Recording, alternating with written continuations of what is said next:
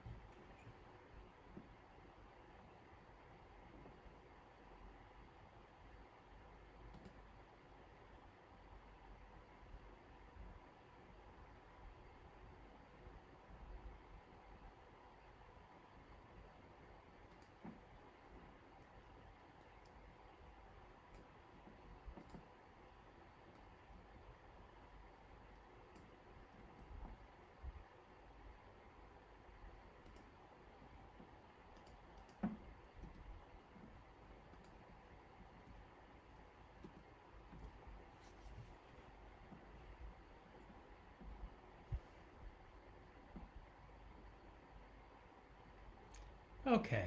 Let's see.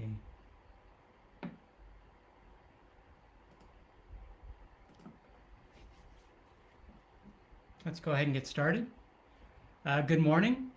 I'm Sunnyvale Mayor Larry Klein, and welcome to the 22nd installment of my weekly virtual office hours. People continue to reach out and say they appreciate these weekly live stream addresses, and it's really good. They say hearing from the mayor, and from my standpoint, I'll continue to do them while we continue the shelter in place, and probably for a lot longer after that. I find them very rewarding and able to reach a lot of people within our community. This Facebook Live event, is a great chance for me to give you updates, answer some questions, and of course give some words of encouragement. So thank you for allowing me to continue to represent you and work for Sunnyvale during these extraordinary times. Please remember to take care of yourself, both physically and mentally. Take care of your friends, take care of your family. This is a difficult time, and we're in for a very long haul. Keep following the county health orders. Remember, you need to do whatever you can to help stop the spread of the virus, and that's by continuing to wash your hands, don't touch your face, reduce the number of people that you come in contact with on a daily basis, going out for only essential items, maintaining safe social distance when you're outside, of course, and then, of course, wearing your mask. Wear a face covering. It does help. It's the law, and we'll talk a little bit more about not just being mandatory, but now conceivably fines will be imposed if you're not wearing your mask. So, as I've said before, if you need a face covering, please contact me. We're definitely not out of the woods yet, and everybody needs to continue to be safe however they can. You could be a carrier of the virus, or you can meet someone who's a carrier and be asymptomatic. And so just be careful when you're visiting anyone, your family members outside of your normal household, or anyone in the community. We're now 157 days. That's 5 months after the March 16th public health order started the shelter in place as an attempt to slow the spread of COVID-19. So since that declaration, a lot has happened. A lot happens every day. Especially this week has been very busy.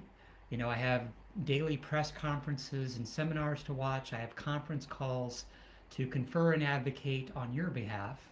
And so, it's a very busy time, and only seems to be getting busier as things are happening at both at a federal level, a state level, a county level, and of course a city level. So let's kind of go through what's happened in the last week. It's been a very busy week. On Friday, as I mentioned last week, Caltrain funding was conceivably finally going to get approved in all 3 counties. So the San Francisco Board of Supervisors did approve what we're calling the Clean measure, and so that Clean measure is a 1/8 cent sales tax that'll be put on the November ballot. And so now San Mateo, Santa Clara, San Francisco counties have all approved that bond measure, or that sales tax measure, that ultimately will help the long-term funding of Caltrain. And I know, there's a lot of people that really consider, and myself included, that this is critical for the peninsula as far as the number of commuters. And right now, there aren't that many commuters on Caltrain. That being said, as we get past COVID, that Caltrain and electrification is critical to our community, because every person on Caltrain, going between San Francisco and San Jose, or the opposite direction, is one less car or bus, for that matter, that's on that route. So to me, Caltrain is really important. They've already numbered it, and it is Measure RR on the November ballot. So railroad, and Measure RR for railroad, I'm assuming. And so you'll start hearing more information as far as that's concerned regarding that ballot measure. On Sunday, President Trump signed several executive orders, and normally I only mention a little bit about what's happened at the federal level. A lot of it's been advocacy to get additional funding, but and rarely do I mention President Trump. But today, or this past weekend, several executive orders that have direct effect on our residents were signed into law, or signed by the president. So one is unemployment benefits. So as the Congress and basically as the Congress and the Senate continue to work out what the funding is, the federal benefits of $600 a month, or sorry, $600 every week, ended up expiring the end of July. So that was, that was part of the first stimulus package, or the $2.2 trillion stimulus package. And so that ended in July. And as the Senate and Congress keep negotiating what the new stimulus package is going to look like, and what federal unemployment benefits are going to be there. In the meantime, Trump signed that memorandum that gave unemployment benefits to people of an additional $400 a week, and expanded certain benefits. That $400 a week, as opposed to the $600, is slightly different. So there's slight bad news around that. Actually, the positive news is it's retroactive to August 1st. The bad news is that, from a funding standpoint, of that 400, only 300 would be coming from the federal government, and the state government would have to put in an additional $100.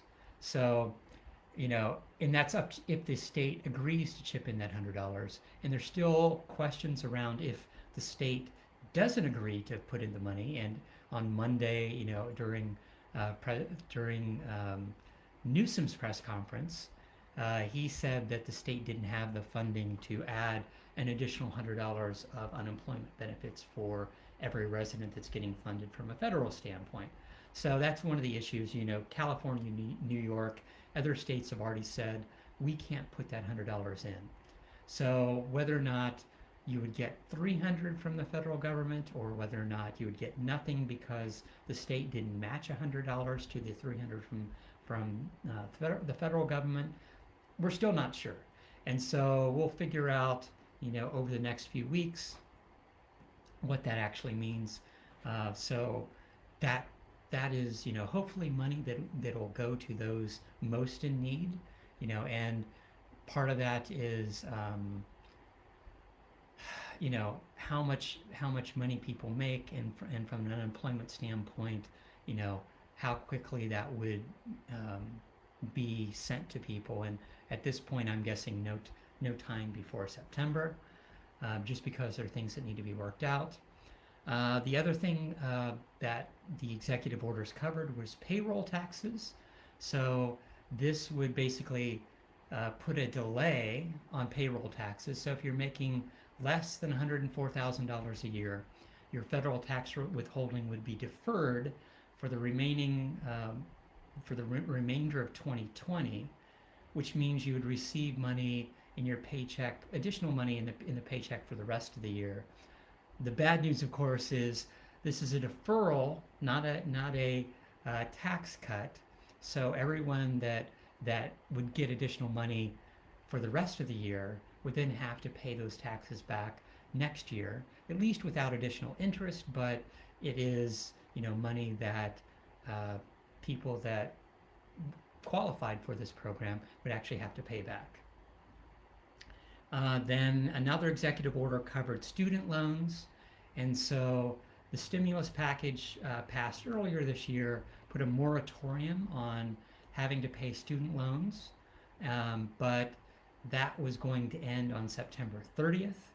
So President Trump's executive action gives borrowers with student loans an additional 3 months, so that goes until January, to pay their bills during which no interest would accrue. So that's positive.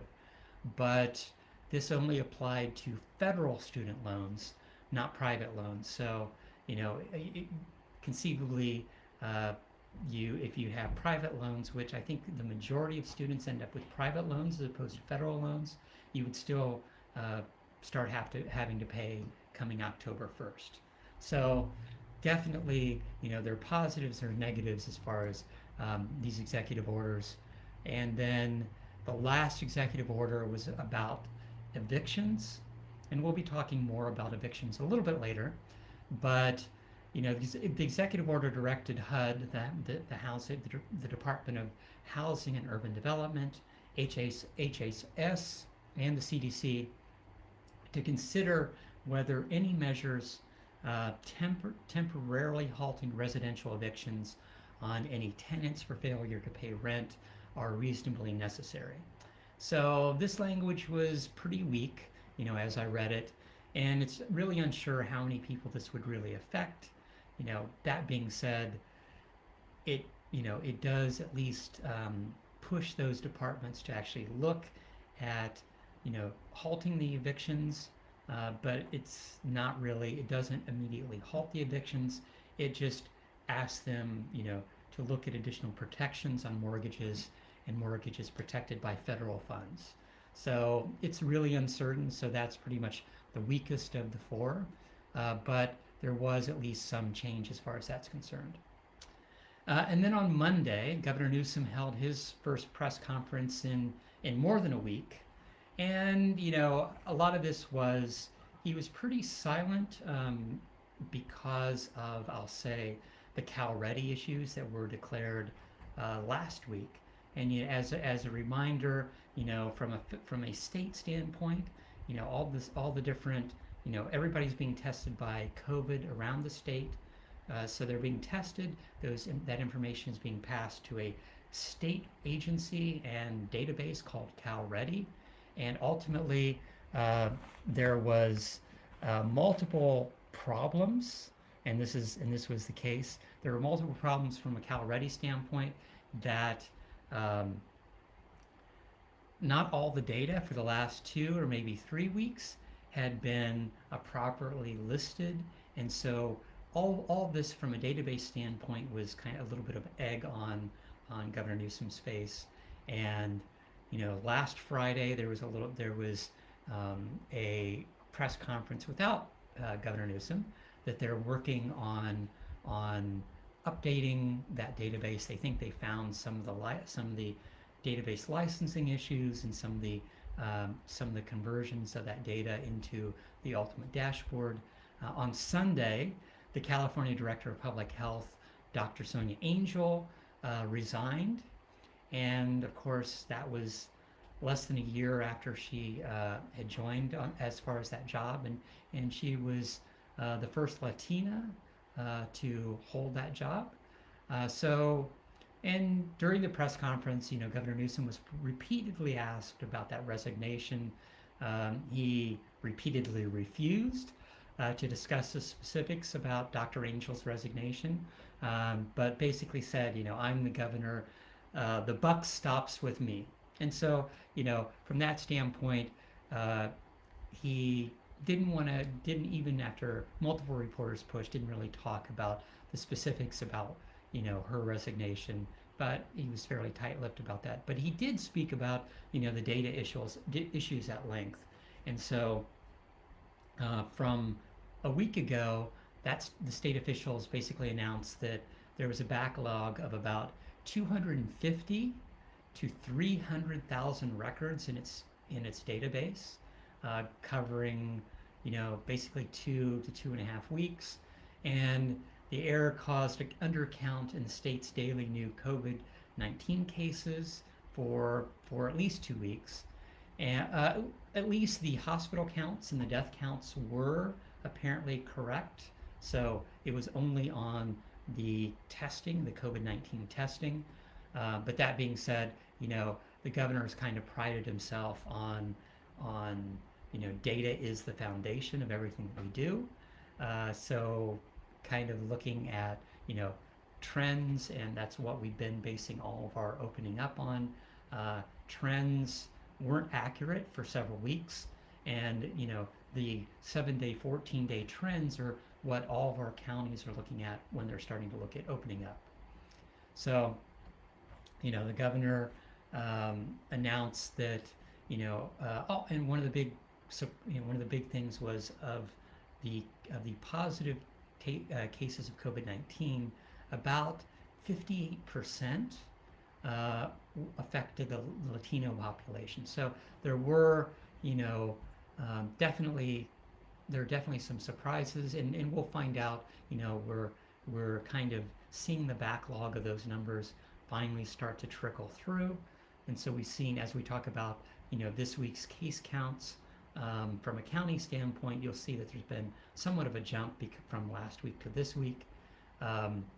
The number of people hospitalized has continued to drop, at least, so it's around, it's below 6,000 from a statewide standpoint, and that's about down 19% in the last 14 days, and there are about 1,700 coronavirus patients in the ICU right now, and that's about a 13% decrease. So the number of people, there's been an uptick or a gradual rise in the number of people infected, but there's been at least a downtick in the number of people hospitalized, and a general number of people in the ICU.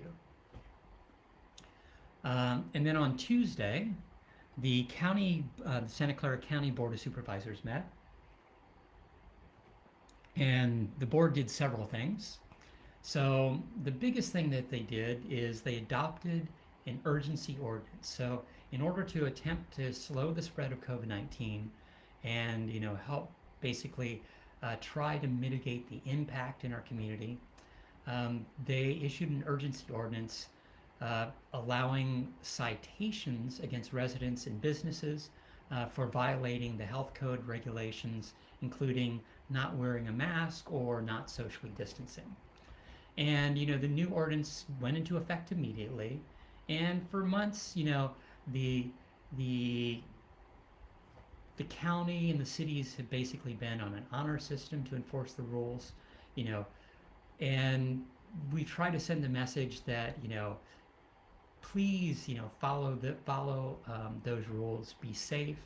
It wasn't resonating with all of our residents, and there have been violations from a business standpoint that county health has gone in to basically tell businesses that they need to come into compliance. And so and the other thing that was talk about during that meeting was County Executive Jeff Smith warned that from a state standpoint, there's conceivably negative financial impact that if the county and local cities aren't following the state rules accordingly, then ultimately what might happen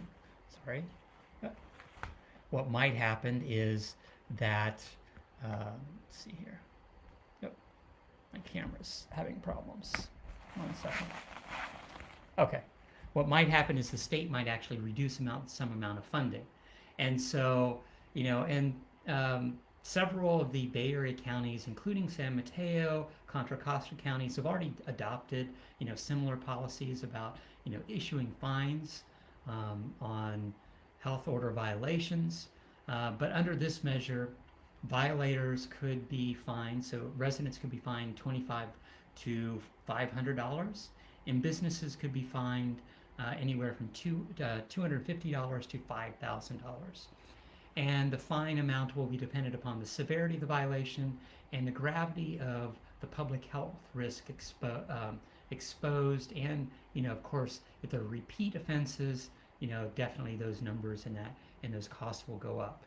But unlike enforcement policies in other counties, Santa Clara County proposed a grace period of 72 hours that allows the individual or the business that's facing the fine to hope to conceivably avoid facing the fine, and this is this would be subject to the discretion of the enforcement officer, that if the violence is corrected, those fines could go away.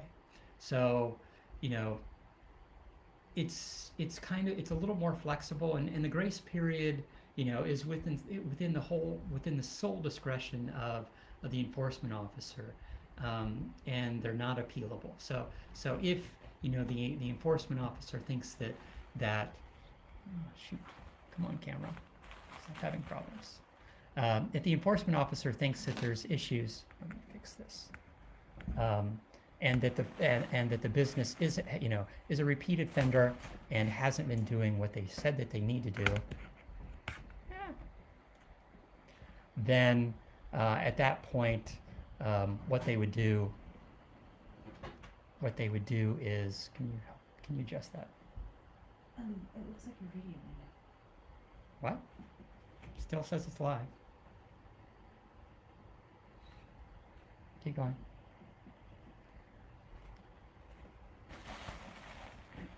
Double check. Okay. Not sure if my video ended or not. I don't know. It says it's still live. Okay. Hi, everybody. Hello, everybody. Not sure if I'm live or not. Am I live? Let me ask you that.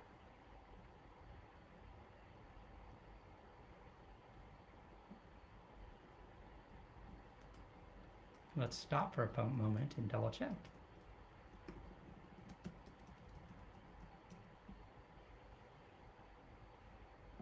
Okay, now it says it's live. Okay. Looks like the problem's been fixed. No idea. Okay, let's continue. Sorry about that. Okay, sure. So the grace period is at the discretion of the enforcement officer, and we'll figure out the actual implementation of this. From that standpoint, I had a call yesterday to do additional investigation and how things are, what's really happening, and how it affects our local public safety, and then. So we'll keep talking about that as we move forward.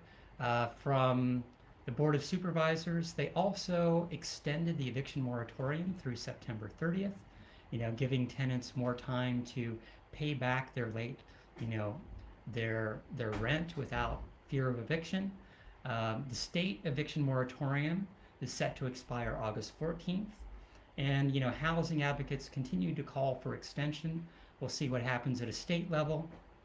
Let's see if we adjust that more. Okay, lots of problems today. And so we'll see what happens at the state level as far as that's concerned. There's several bills, Assembly Bill 1436 and Senate Bill 1410 are looking at, what can be done from an eviction standpoint and, other items from a state standpoint, but and then we, from a county standpoint, the Santa Clara County unlawful detainer courtroom eviction court reopened on August 5th, and while current state law basically bars new eviction cases, there were eviction cases from March that were finally adjudicated, and so those actually started in this past week. And once the California eviction ban ends, the court can start hearing new eviction cases. And just yesterday, the Judicial Council California voted to end the statewide eviction moratorium next month. So starting on September 1st. Courts will be allowed to process evictions starting that day.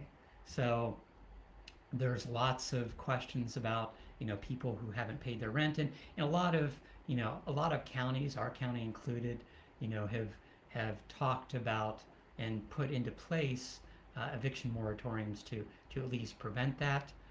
That being said, once those moratoriums end, from a statewide standpoint, definitely those evictions can start being processed again. And then, of course, finally, the county also received reports of several large healthcare facilities refusing to provide tests to people. And so we heard from several of those hospital leaders during that meeting, and they expressed, their ongoing concerns to keep up with testing and having supposedly low supplies as far as testing is concerned. So, you know, definitely, President Board of Supervisors President Chavez, and the Santa Clara Board of Supervisors overall have been trying to move, the hospital systems and the healthcare systems in the county to be more responsive. You know, uh, Basically move things in a positive direction for months. They put orders in place, and they haven't worked to 100%, but hopefully things will get be a little bit better as far as that's concerned. Um, okay, let's continue. And then on Tuesday evening, um, City Council met, and we had, and I mentioned this last week. On Tuesday evening, we had a marathon session that went to about, 1:15 a.m. And we decided, 5 different things that had to do with downtown. You know, the Plaza del Sol Phase 2 design, so that was approved, and so that added, additional features as far as additional trees and shading. It added additional seating along, where Phil's and several of the restaurants are next to the buildings. It added, an area for children, and so I think all these were positive changes as far as that's concerned. It added some additional lighting. It ultimately actually is closing off the entrance to the garage along Aries Way, which is, along where TAFE ends up meeting that whole area of Plaza del Sol. And so, definitely there are a lot of changes. The first phase 1 of Plaza del Sol was done back in 2004, and so finally we're 15 years later, we're finally approving what the new additional changes are going to be. And then there were several downtown associated items of the downtown parking policies. So basically figuring out what the new policies are for parking, and what a vibrant downtown would look like. Updates to the downtown specific plan, so that had to do with zoning and what's the kind of the breakdown from a retail standpoint, a office space standpoint, a housing standpoint.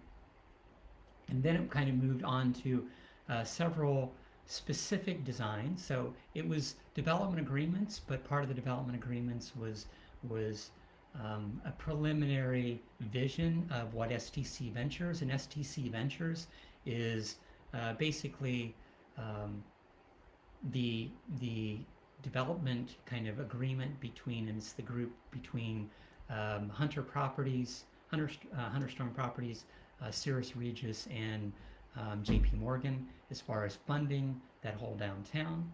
And so it was kind of showing what the next vision is for kind of 3 different projects, one of which is the site that's next to Matilda and McKinley.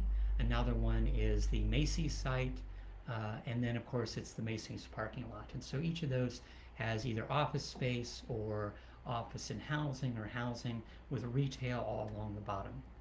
So that was, the development agreement of what benefits they'd be giving the city and downtown.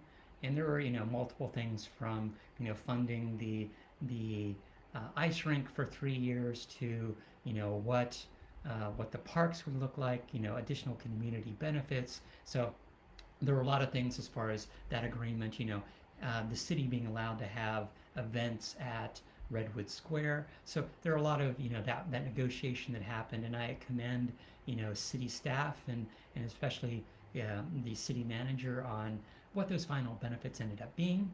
And then the other project was the KSIC project. So it was the development agreement between for the old post office site, and that would be additional office space, and well, the good thing about that is being envisioned not as a single owner, but most likely more of a what I'll say is an incubator site where each floor, or each partial floor for that matter, would be a different business, and so there'd be a lot more businesses downtown from that standpoint, and having places for small businesses is always an issue in our city. There are a lot of big companies that come in and want a big campus, but you also need to provide places for small and mid-sized companies to come in. And actually, several of the Mozart buildings are already being, or at least one of the Mozart buildings that are right next to that, are already being done as kind of an incubator space for some of those. And then the other thing we did Tuesday night was we celebrated Special Order of the Day for the 100th anniversary of women's suffrage. So, this year marks the 100th anniversary of the ratification of the 19th Amendment of the United States Constitution. And while the amendment was ratified by the House and the Senate in 1919, it wasn't until Tennessee, ratified the amendment in 2020, and it was the 36th state that basically did that ratification. And because a 3/4 majority was required to make an actual constitutional amendment, it wasn't until August 26th, 1920, that the woman's right to vote was the law of the land. And so, from a California standpoint, we were a little bit more progressive. So, California actually approved women's suffrage in October of 1911, actually a year before Sunnyvale was actually incorporated as a city. So California and several western states basically approved women's suffrage. So it was actually good to basically support that, and and remind people that it was actually a very important time. And even though women got the right to vote, it was many decades later before other minorities ended up getting the right to vote. But it was good to actually celebrate that from a city standpoint. And then on Wednesday, Governor Newsom had another press conference, and this one was more about kind of what had been done over the last 5 months, from resources provided, from it was very little data on what's been happening, what the new operations are, but it was what's been done from unemployment, what's been done for getting PPE throughout the state. So it was good to kind of get a quick summary, but didn't announce any new operational standpoints. There weren't any big declarations from the press conference. It was more, how have we helped house people that have been affected by COVID-19? How have we helped our seniors program to help feed seniors that are at risk and staying at home? There's been a lot of different programs that I've talked about in the last 5 months that the governor gave quick updates and quick summaries on, as far as that's concerned. On Thursday, there were 2 conferences that I sat in on, and one of which was basically Dr. Cody, our county health officer, giving a report, so giving kind of a summary on what had been happening with Cal Ready.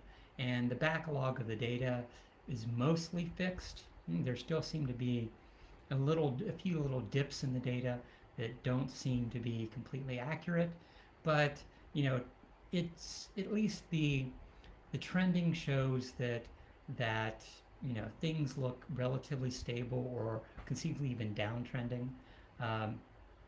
The number of cases that we have as far as COVID-19 seems to be stabilizing.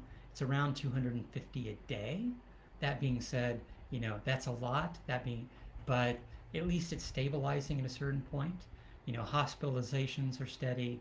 There was a gradual rise in July, and it seems to have plateaued in the beginning of August. Rates of infection definitely are increasing faster, and this kind of reflected what the governor said in the Latinx community. And that's for our county is about 61% of all cases. So, it was 58% from a statewide standpoint. It's about 61 in our county. The scary thing is, of course, is infections for 18 to 24-year-olds are increasing faster than anyone else. And as far as the risk protection order, that was discussed at length, and because the state has frozen the monitoring list, we really don't know if we're still on that list. We think we are, just because the number of cases that we still keep getting. But for schools, the state allowed elementary schools to basically apply for a waiver, and there have been a few schools that have already applied for that waiver, and so they're currently evaluating that. So even though a county is on the watch list, those schools can apply for waivers, and that's one of the things that conceivably will happen. And so a few schools are talking about opening for in classroom socially distanced learning, but the majority of schools, and I've heard from a lot of parents, either are preparing or are getting ready for next week's.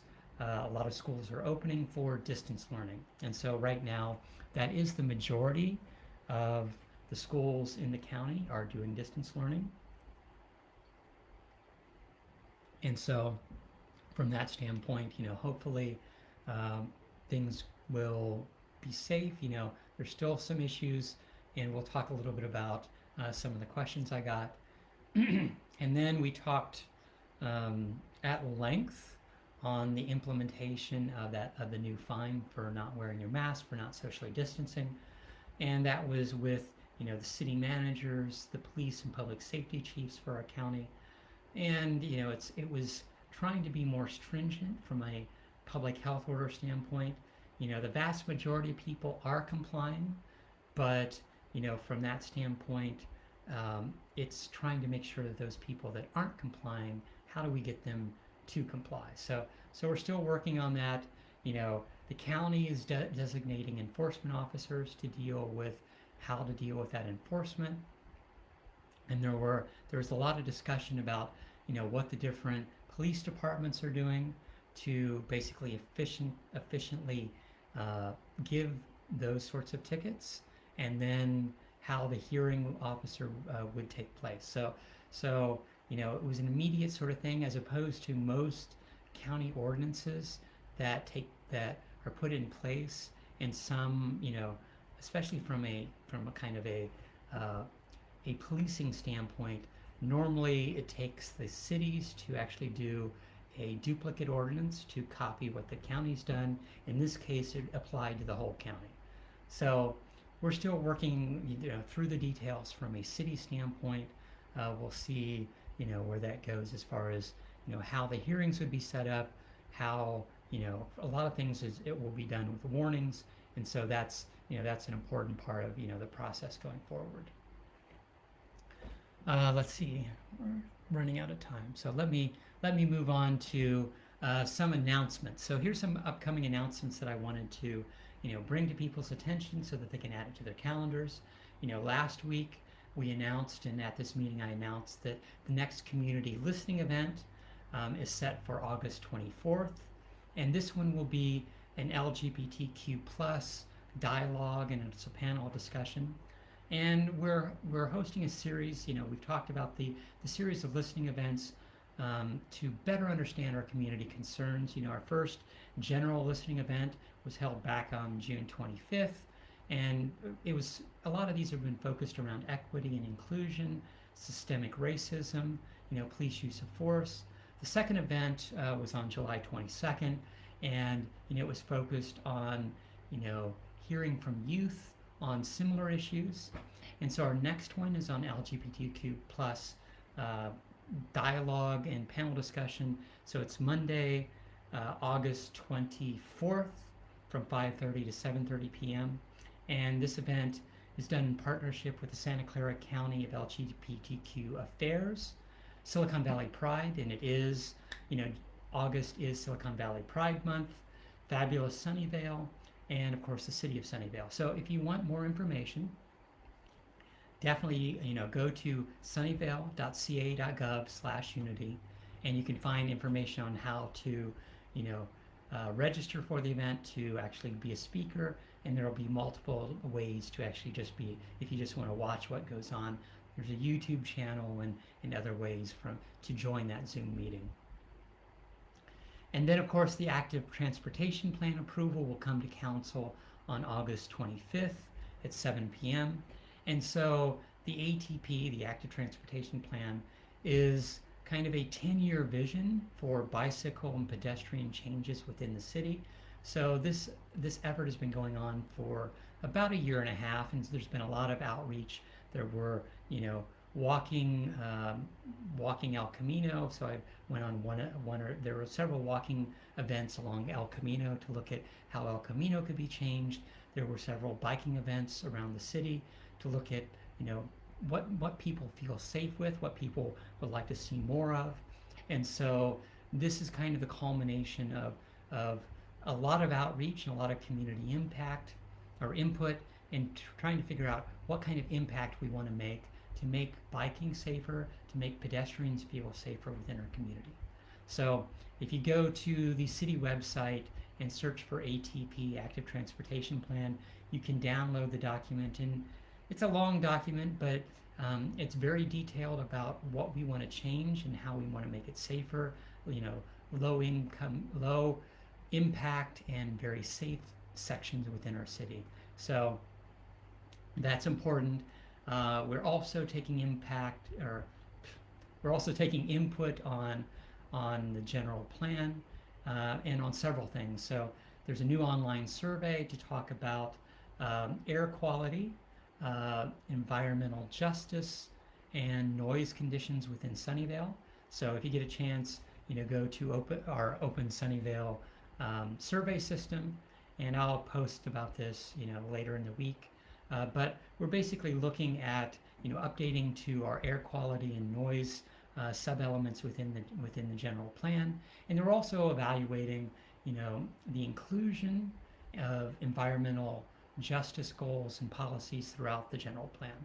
So, this is your chance to give feedback on those items, and then basically, looking at income, low-income neighborhoods that are adversely affected by environmental hazards, and development and implementation of new environmental regulations, and making sure that people aren't adversely affected.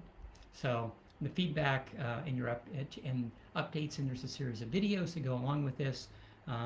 Those surveys are open until September 1st, so please take part. And then, of course, let's get to the county health data.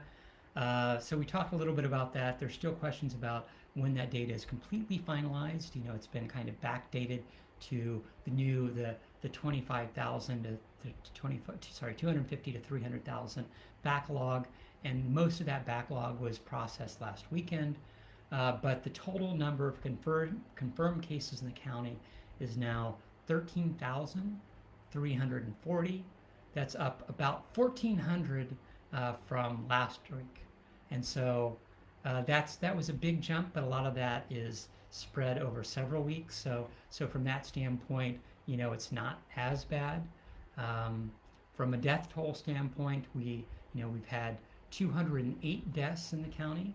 That's 12 in the last week, and there's currently 169 hospitalizations. On a city-by-city basis, San Jose is still the largest with 8,836. That's a big jump, about 1,350 cases over the last week. So that was a much bigger jump, but a lot of it has to do with the backlog of data. Sunnyvale it currently has 608 cases. That's about 89 increase over the last week, and that also is directly related to that backlog of numbers that are finally being counted. And then as far as deaths, we talked about the county death toll. From a statewide standpoint, we're expected to go past 11,000 people who've died.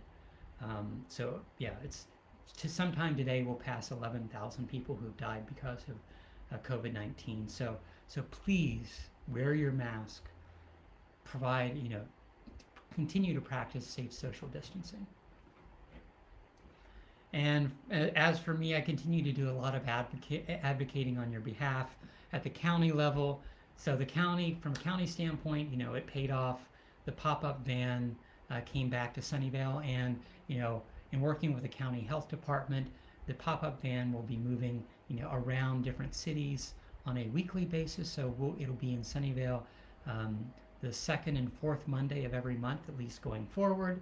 And so I commend everybody who heard the call from myself and from the city, and we filled all 640 time slots. And so as opposed to when the first time COVID-19 testing came to Murphy Park, it was basically first come, first serve. So there were people who stood in line for 2 to 3 hours. This time it was all online reservations.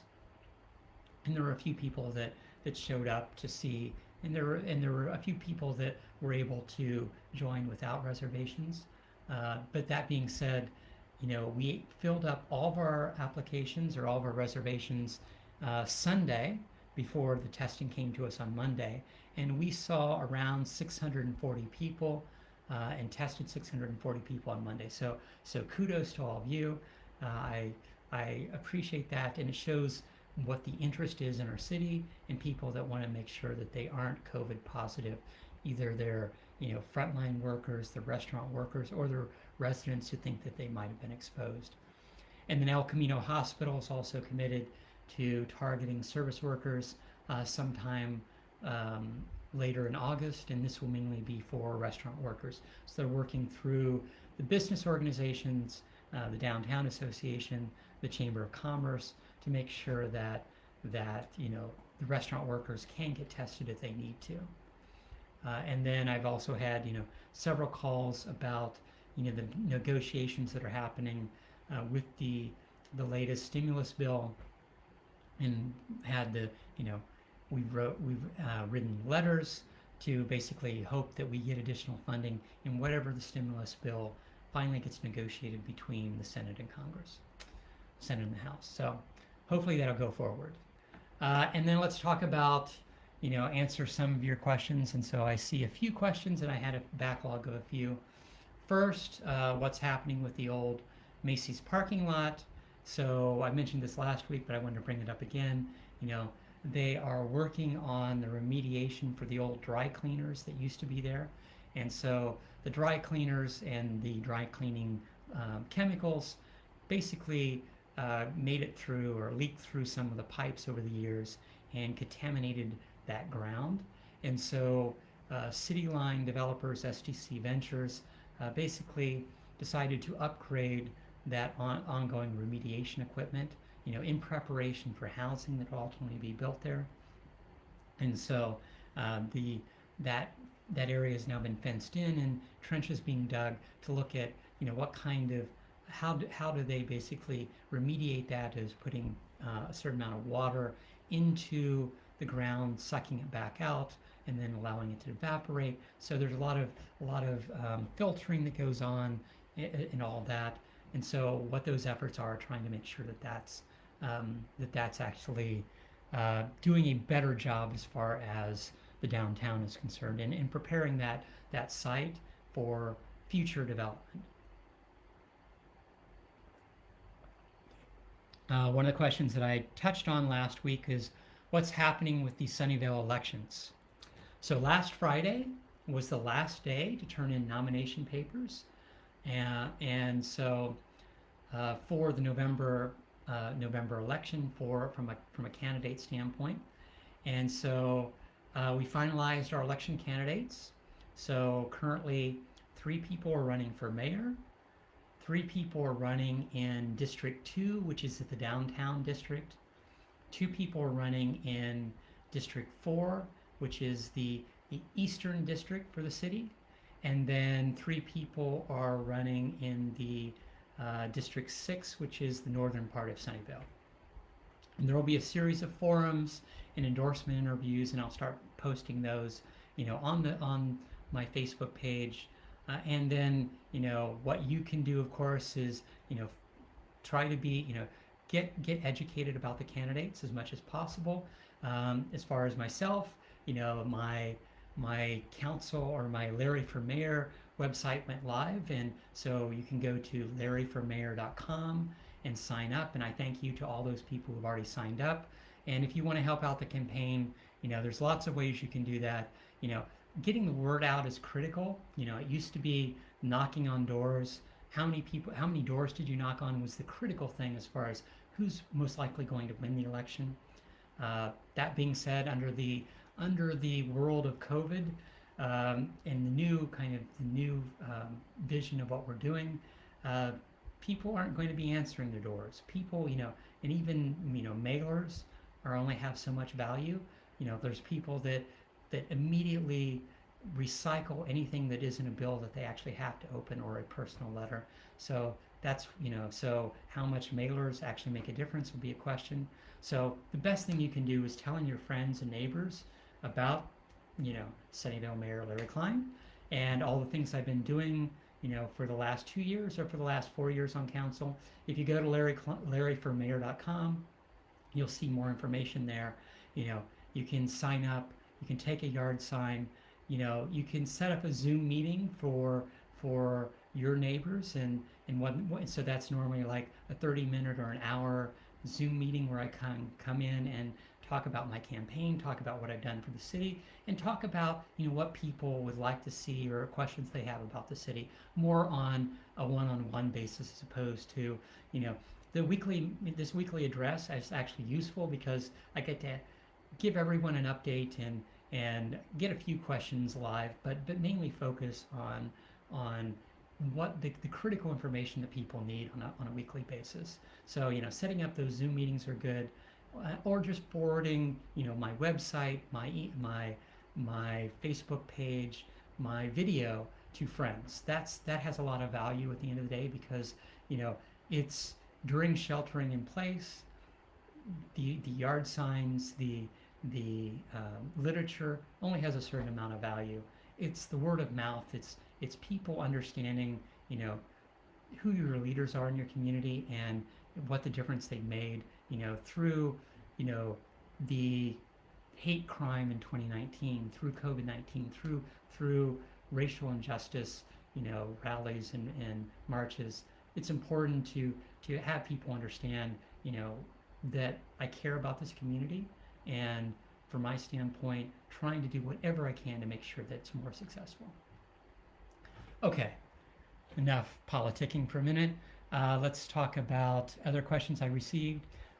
What's happening with the November election, also November election as far as polling is concerned, polling booths.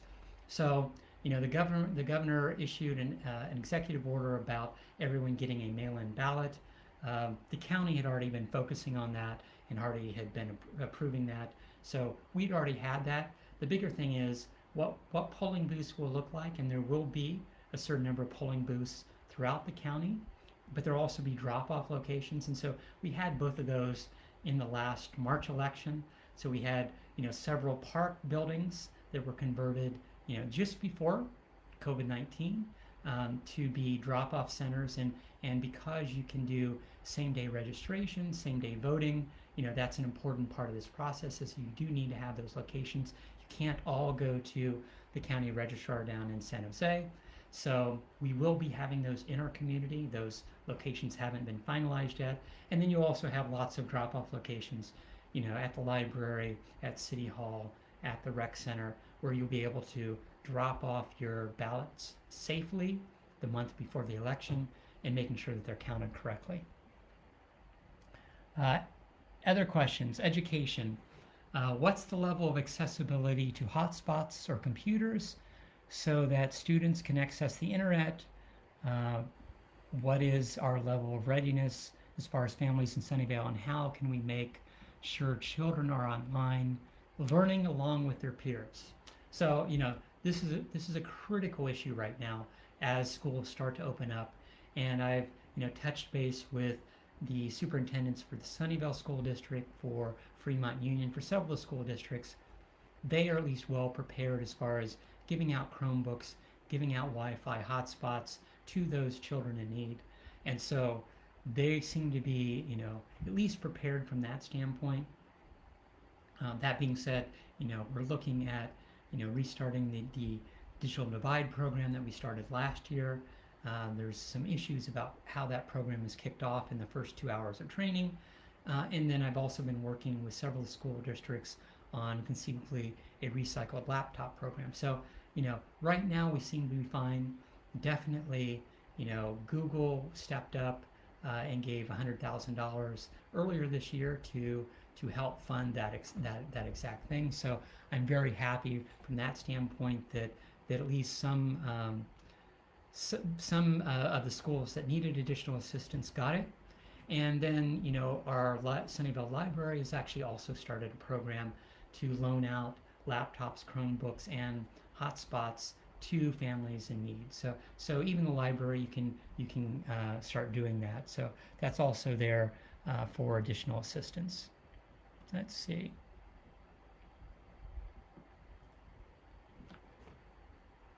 Okay.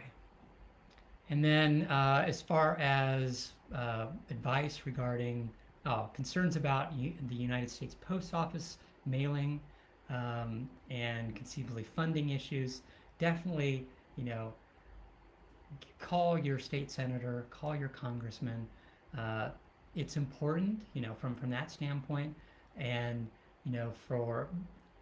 they're on board, so I don't, your voice is valued, but from that standpoint, Congressman Khanna and both of our state senators have said that it's imperative that the United States Post Office is still functional, both from a mailing in ballots, you're voting from a voting standpoint, as well as bills and just general communication.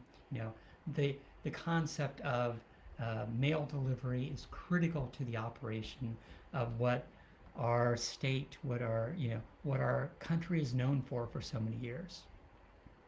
Okay, it's after 10 o'clock. I think I'll go ahead and wrap up. If you have questions, always feel free to email me.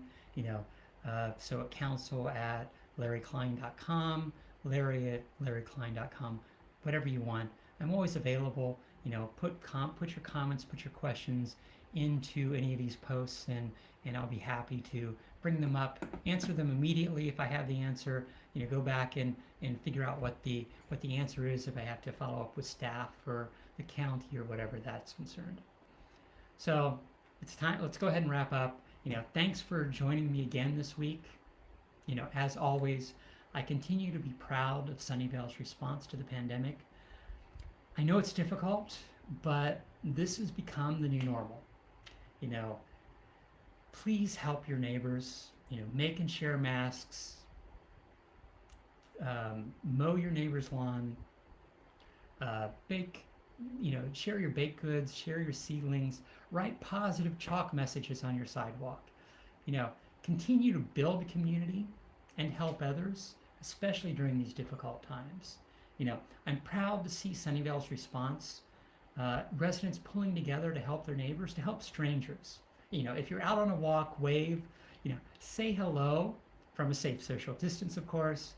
People miss that social interaction. Sunnyvale will emerge from this as a stronger community. I'm very positive about that. We're in this together. We'll get through this together. Thanks for listening. And of course, until next week, stay cool, especially this weekend. Stay safe.